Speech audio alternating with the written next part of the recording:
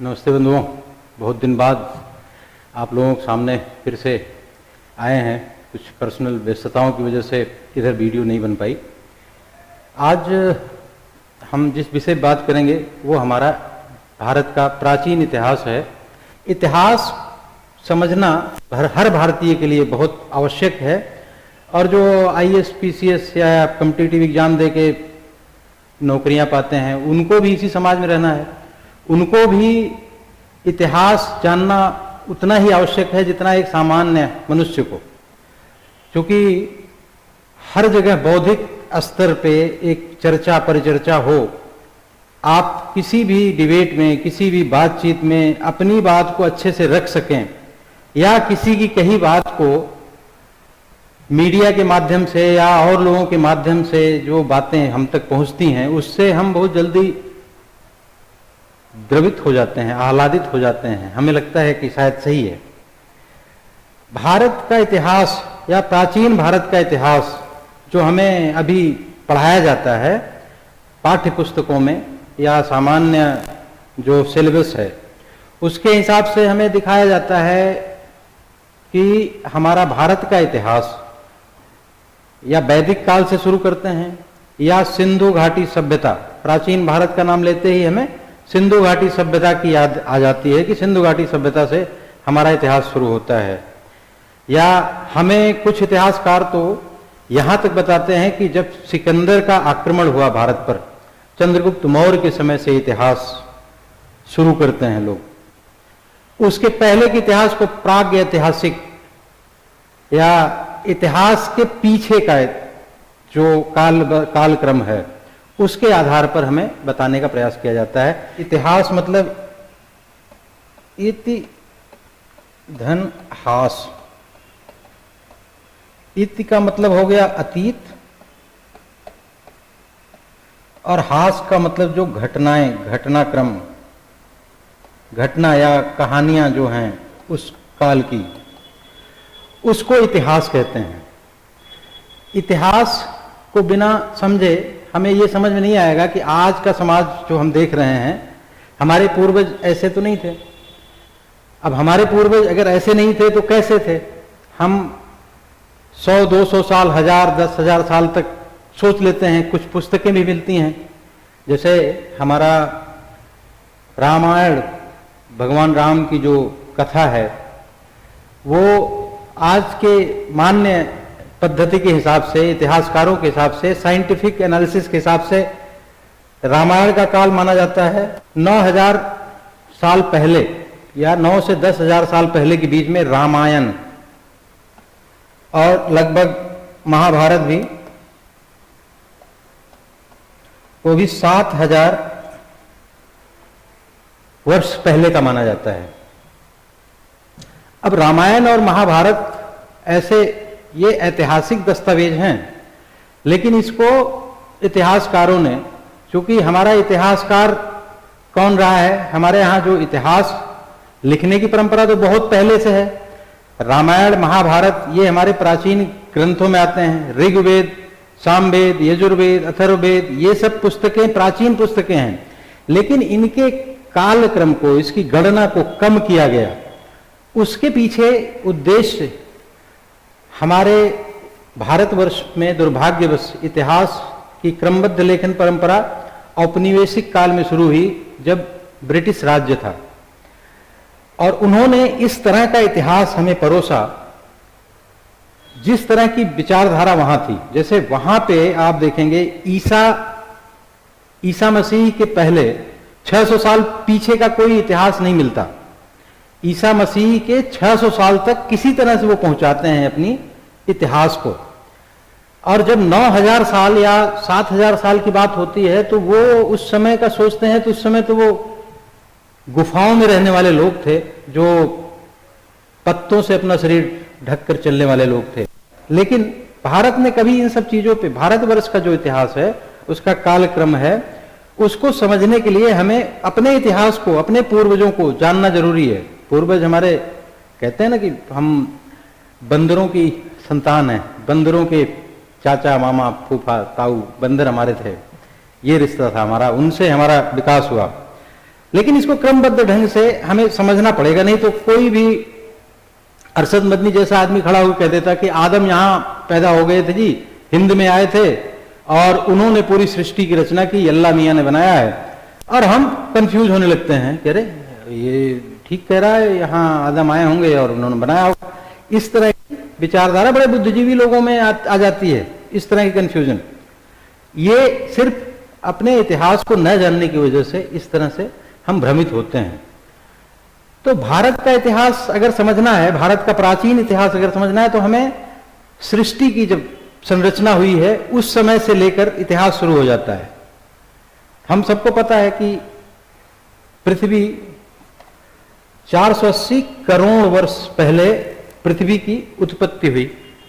तो आग का गोला था, बताते हैं, आग की तरह बिल्कुल भभक रहा था गोला।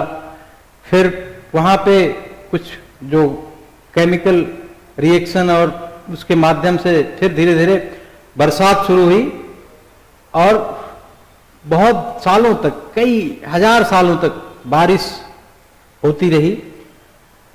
और उसी में 50 करोड़ वर्ष पूर्व एक घटना घटी कि पृथ्वी 2 भागों में विभाजित हो गई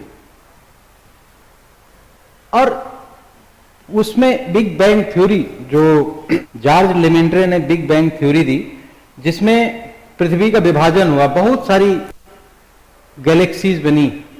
उनमें से एक हमारी गैलेक्सी है आकाश गंगा, मिलियन ऑफ गैलेक्सी बनी थी। उसमें से एक आकाश गंगा हमारी गैलेक्सी है, जिसमें पृथ्वी और उसके सारे ग्रह ये सब सूर्य की परिक्रमा करते हैं, जो इस चित्र में आप देख सकते हैं। ये हमारी गैलेक्सी है और यहां पे जब विभाजन हुआ तो 2 भागों में पृथ्वी बट गई। इसको कहते हैं ल्यूरेशिया और गोंडवाना लैंड। ल्यूरेशिया और गोंडवाना लैंड आप देख सकते हैं चित्र में। 50 करोड़ वर्ष पूर्व विभाजन हुआ। अब यहां पे बताते हैं, यहां से जीवों की संरचना, जीव शुरू हुए। जीवन की संरचना सबसे पहले, जैसे सबसे एथेंटिक जो डार्विन का विकासवादी सिद्धांत माना जाता है, या क्रमिक विकास का सिद्धांत जो डार्विन ने 1859-71 में 2 पुस्तकें लिखी, जिसमें उन्होंने एवोल्यूशन थ्योरी दिया, जिसमें उन्होंने बताया कि व्यक्ति का क्रमिक विकास कैसे कैसे हुआ। वो एक मानते हैं, जैसे अमीबा से, अमीबा हम लोगों ने साइंस में पढ़ा होगा, अमीबा या इसको पैरामीशियम या एक कोशिकीय जीव, एक कोशिका हुई अमीबा से इसका विकास शुरुआत हुआ। पृथ्वी पे जीव जंतु जैसे शैवाल के रूप में पहले पानी में उत्पन्न हुए, फिर धीरे धीरे क्रमिक विकास होता गया और इस तरह से क्रमिक विकास करते हुए हम होमो सेपियंस में प्रवेश करते हैं, यहां तक पहुंचते हैं। अब शुरुआत होती है पानी से, और पानी से जीव की शुरुआत, और धीरे धीरे क्रमिक विकास होते होते जब स्तनधारी जीव आए, स्तनधारी जीवों से विकास करते करते बंदर या गोरिल्लाओं से धीरे धीरे विकसित होते होते मनुष्य का विकास हुआ। ऐसा डार्विन का सिद्धांत है, जो उन्होंने, मैंने बताया कि 1859 के आसपास देना शुरू कर दिया था। इसमें सारे जितने भारतवर्ष में विचारधाराएं हैं या धर्म हैं या सोच है या दर्शन है, सबने इस पर मंथन किया है, सबकी अपनी विचारधारा है, सब इस पर अपने विचार रखे हुए हैं। अब इसमें सबसे सटीक विचारधारा भारतीय विचारधारा क्यों मानी जाती है, उसके विषय में हमें हमारे वामपंथी इतिहासकार नहीं बताते हैं। वो डार्विन को रटाते हैं, डार्विन की सिद्धांत को बताते हैं कि ये सबसे साइंटिफिक और सही सिद्धांत है। डार्विन का सिद्धांत भारतीय सिद्धांत से बेहतर सिद्धांत नहीं है, जो हमारे यहां 10,000 साल से बताया जाता रहा है, वो मैं अभी आता हूं उस विषय पे। लेकिन उससे पहले हम देखते हैं कि किस तरह का सिद्धांत क्रिश्चियनिटी में, क्रिश्चियन और इस्लाम, इन दो मान्यताओं में किस तरह की विचारधारा है, इसको जानना हमारे लिए बहुत जरूरी है, क्योंकि इसी से सारे विवाद उत्पन्न होते हैं। आजकल तरह तरह की बातें आ जाती हैं। क्रिश्चियनिटी हम जानते हैं कि ईसा मसीह से शुरू हुई, जब 2000 जहां से BC AD का होता है। BC AD भी हम समझ लेते हैं, BC बिफोर क्राइस्ट के पहले का समय, और इसको BCE भी कहते हैं, बिफोर कॉमन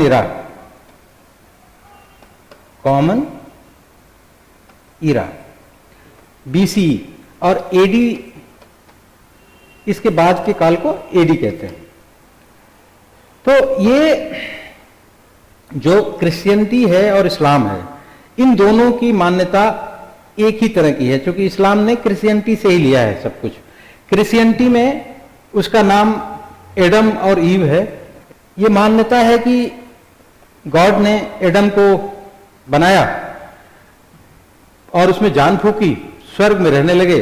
वो अकेला महसूस करता था, फिर ईव से एक ईव बना दिया, उसकी पसलियों से हड्डी लेके, और एडम और ईव अच्छे से वहां रहने लगे स्वर्ग में।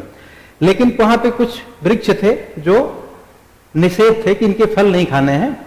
तो ईव को किसी तरह से शैतान ने भड़काया और ईव ने वो वृक्ष फल खा लिए। तो एडम ईव को वहां से दंड स्वरूप पृथ्वी पर भेज दिया और उन्होंने सृष्टि की संरचना की। ये क्रिश्चियनिटी की स्थापित विचारधारा है।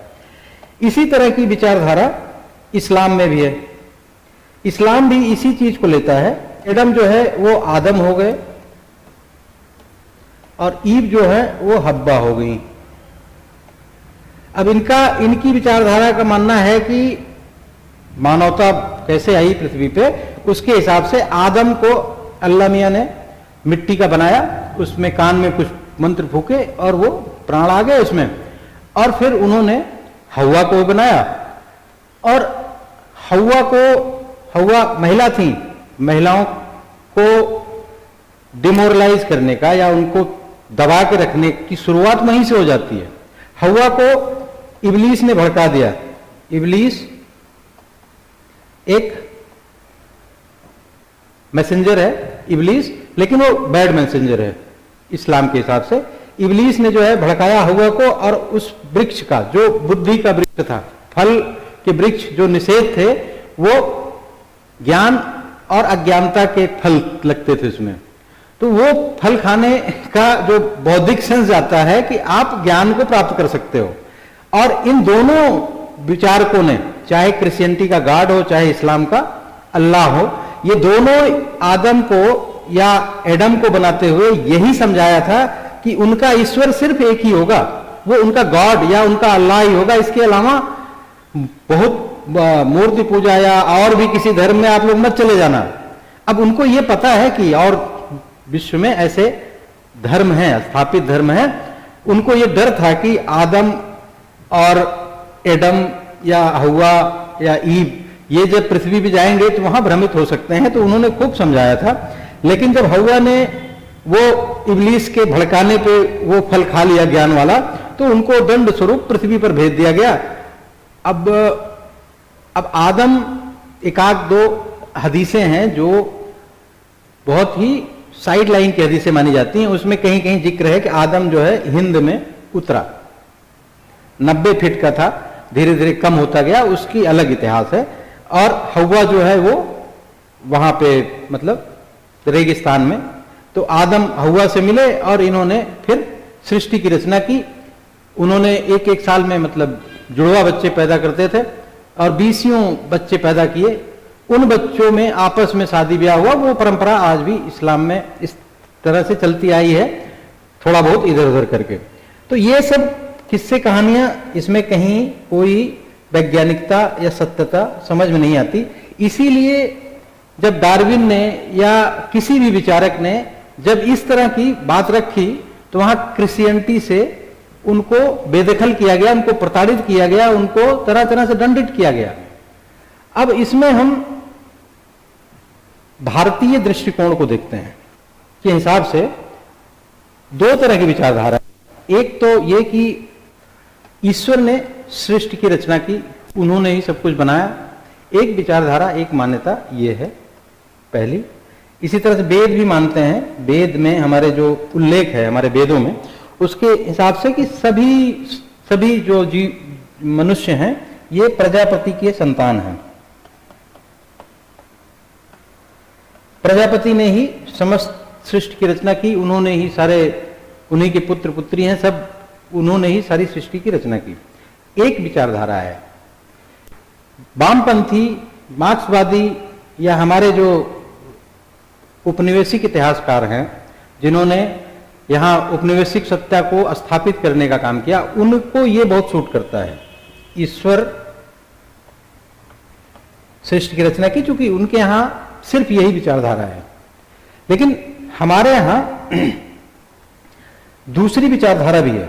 एक तो ये है ही, दूसरा है कि मानव का क्रमिक विकास, मानव जो आज है वो क्रमिक विकास का परिणाम। जैसे डार्विन बताते हैं कि एक कोष की जीव पहले पैदा हुए अमीबा, उसके बाद धीरे धीरे डेवलपमेंट हुआ, तो वो डेवलपमेंट हमारे यहाँ 10,000 साल पहले बताया जा चुका है, या 10,000 नहीं तो 5,000 7,000 साल पहले। वो तो आज बता रहे हैं ना। संभवतः ये हमारी पुस्तकों को पढ़ के जब भारतवर्ष के संपर्क में आया यूरोप, तभी उनका अंधकार युग भी समाप्त हुआ है। आप देखेंगे इतिहास में कि उनका अंधकार युग भारत में जब आए, ये भारत में जब प्रवेश किए 14वीं शताब्दी के आसपास, तो वहां से इनकी बुद्धि खुलनी शुरू हुई, हमारी पुस्तकों को, हमारे अध्यात्म को, हमारी विचारधारा को पढ़ने के बाद। अब क्रमिक विकास का परिणाम क्या है?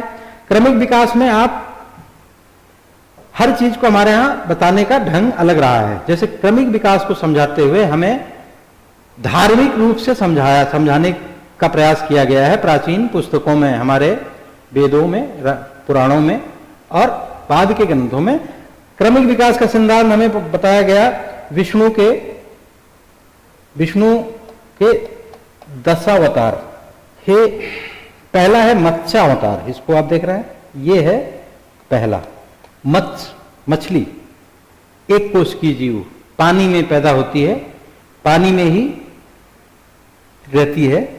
उसके बाद विकास होता है कच्छप अवतार। दूसरा ये जो दूसरा है ये कच्छप अवतार है, ये वाला।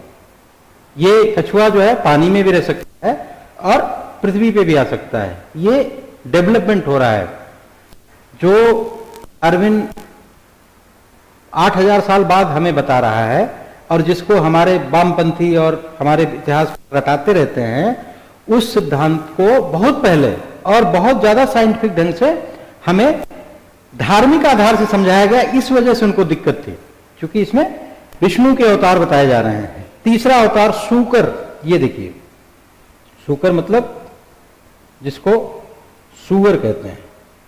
सूअर एक ऐसा प्राणी है जो जल, थल और दलदल है। जल, थल, दलदल तीनों में सूकर रहता है। उसके बाद कोई मनुष्य नहीं बन गया। उसके बाद भी जो आता है नरसिंह अवतार, नर और सिंह मतलब जानवर और मनुष्य के बीच का जो मनुष्य बना। सूकर के बाद नरसिंह अवतार। नरसिंह मतलब जानवर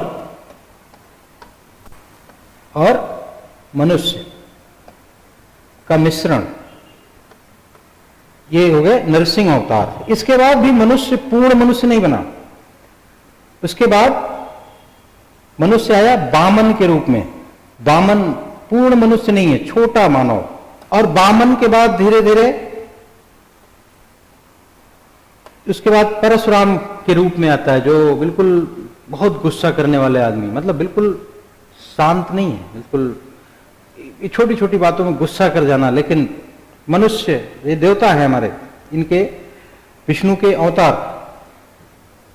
लेकिन ये पूर्ण आइडियल मनुष्य नहीं है। उसके बाद जो परंपरा, परशुराम के बाद भगवान राम और कृष्ण की परंपरा आती है।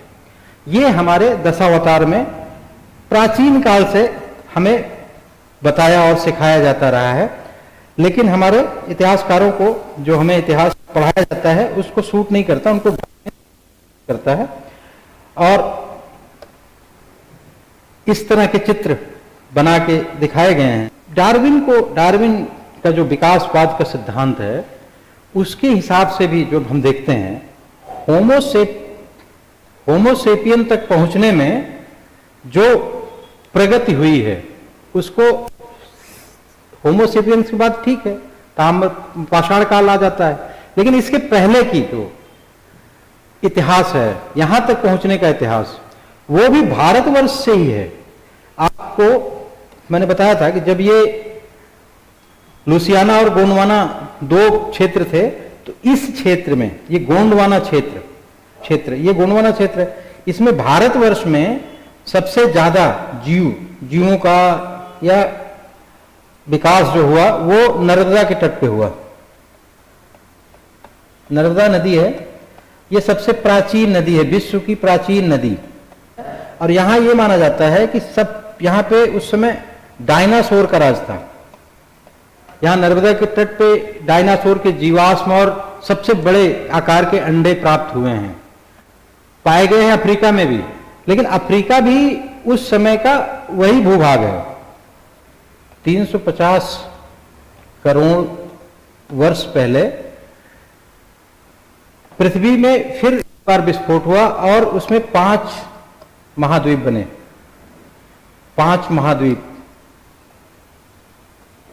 और बताते हैं इसके बाद जीवों का विकास बहुत तेजी से हुआ, 5 महाद्वीप विभाजित हुआ। तो इस तरह से आज का जो देश विश्व का विभाजन है उस तरह का मनुष्य, मानव पृथ्वी पर कब आया? मानव 42 लाख वर्ष पहले, 40 लाख वर्ष पहले। भारत में आप भारत की परंपरा के हिसाब से देखेंगे तो पृथ्वी में जो विकास क्रम है उसको 7 युगों में बांटा गया, जैसे द्वापर और कलयुग। माना यह जाता है कि 72वें सतयुग के समय, हमारे पौराणिक ग्रंथों में सबका विस्तार से विवरण है, 72वें सतयुग के समय एक जलप्रपात हुआ, महाप्रलय आई। और उस महाप्रलय में कुछ लोग बच गए, जो कश्मीर, जो एवरेस्ट है, विश्व की प्राचीन और सबसे ऊंची पर्वत श्रृंखला, हिमालय में कुछ लोग बच गए। जो श्रद्धा मनु का कॉन्सेप्ट है कि श्रद्धा मनु एक जो ईश्वर ने बनाया, उसमें ये कॉन्सेप्ट ये भी आता है। द्वापर, अब 17वां सतयुग, अगर आप सतयुग, त्रेता, द्वापर, कलयुग की काल गणना करेंगे और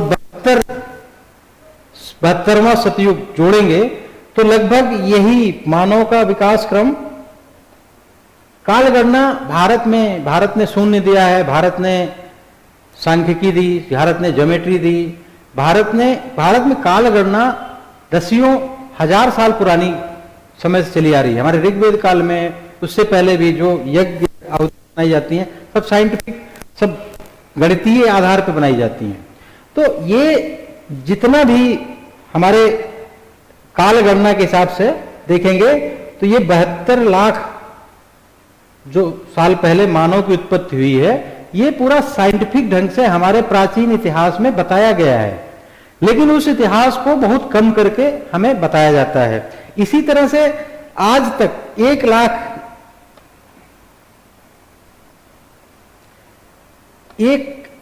लाख मान लीजिए, 1 लाख स्पेसीज जो जीव जंतु हैं, स्पेसीज मतलब जो जीव जिसमें जान है, जो जंतु हैं, जीव जंतु हैं, वो 1 लाख तरह के जीव जंतुओं का वर्गीकरण आज तक किया गया है। और जिसमें से 12,000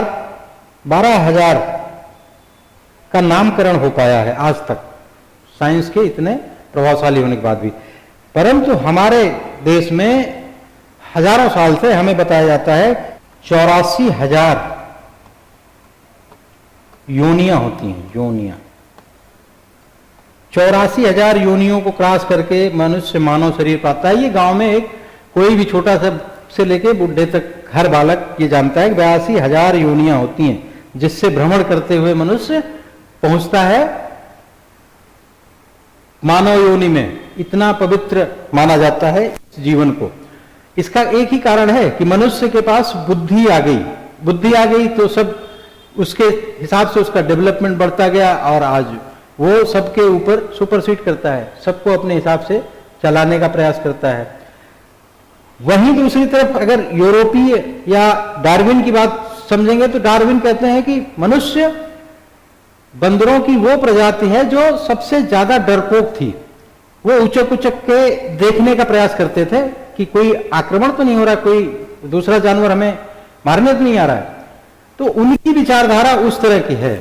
हमारे यहां सब चीजों को क्रमबद्ध ढंग से, बहुत व्यवस्थित ढंग से बताया गया है। जो इतिहास हमें आज पढ़ाया जाता है सिंधु घाटी से या सिकंदर के आक्रमण से, उस इतिहास वो वस्तुतः विकृत रूप है इतिहास का। हमारा प्राचीन इतिहास वस्तुतः पढ़ाया ही नहीं जाता है। जो मध्यकालीन इतिहास है वो मध्यकालीन इतिहास नहीं है। जो प्राचीन इतिहास हमें पढ़ाया जाता है वो मध्यकालीन इतिहास है, और प्राचीन इतिहास उससे पीछे जाता है। इसीलिए आज मांग चल रही है कि इतिहास को नए परिप्रेक्ष्य में, नए दृष्टिकोण से देखा जाए, उसको लिखा जाए, उसको लिपिबद्ध किया जाए, उसको पढ़ाया जाए, उस तरह का सिलेबस और कॉन्सेप्ट बनाया जाए। इसीलिए आज के दौर में कुछ ऐसे क्वेश्चन आते हैं एग्जाम्स में भी जो इतिहास की पाठ्य पुस्तकों में कहीं नहीं मिलेंगे। अभी जुडिशरी के एग्जाम में पूछा दशराग युद्ध का उल्लेख कहां है। दशराग युद्ध ऋग्वेद काल में है, लेकिन हमारे जो उपनिवेशिक इतिहासकार हैं और जो हमारे वामपंथी बाद में जिन्होंने बुद्धि का और विवेक का, शिक्षा का सारा अपने हाथों में ले लिया, वो उपनिवेशिक मानसिकता से ग्रसित प्राणी हैं, जिन्होंने हमें सच्चे भारतीय इतिहास को जानने का न प्रयास किया, न बताया, न उस पर कोई रिसर्च हुई, न उसकी मान्यताओं को ठुकराते गए सारी चीज़ों को, और सबको कपोल कल्पित या इसको मिथक साबित करने में ही इन्होंने अपना जीवन व्यतीत कर दिया। इस तरह से हम आज यहीं पे समाप्त करते हैं। आगे भी हम इतिहास की जो क्रमबद्ध विवेचना है उसको आपके समक्ष ले आते रहेंगे। आगे हम धर्म पे और कुछ दर्शन पे भी चीज़ें ले आएंगे, क्योंकि धर्म को बिना समझे हम इतिहास को नहीं समझ सकते, न अपने आप को समझ सकते हैं। तो हमें थोड़ा सा उसकी तरफ, और हमारी आगे आने वाली वीडियो भी हर साप्ताहिक तो आती ही रहेंगी, इतना मैं आपसे जरूर प्रतिज्ञा और आश्वासन देता हूं। जय हिंद, वंदे मातरम। धन्यवाद।